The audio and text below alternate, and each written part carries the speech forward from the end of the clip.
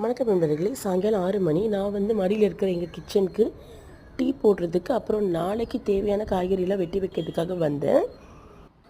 எப்பவுமே வந்தது கொஞ்ச நேரம் மாடியில் வேடிக்கை பார்த்துட்டு தான் செய்ய ஆரம்பிப்பேன். அப்பா நான் தூங்கிட்டு இருந்தனால ஃப்ரிட்ஜில் இருந்த பால் பாக்கெட் எடுத்து தண்ணியில் போட்டு வச்சுருந்தாங்க. நாளைக்கு நான் கத்திரிக்காய் போட்டு சின்ன வெங்காயம் பூண்டு போட்டு புளிக்குழம்பும் கேரட் கோஸ் பொரியலும் தான் செய்யலான் இருக்கேன். அதுக்கு தேவையான காய்களை அலசிட்டு தண்ணியில் போட்டு வச்சுருக்கேன். சின்ன வெங்காயம் பூண்டு உரிச்சிட்டு அப்புறம் கத்திரிக்காய், அதாவது புளிக்குழம்புக்கு தேவையானதெல்லாம் ஒரு டப்பாவில் போட்டு வச்சுருவேன்.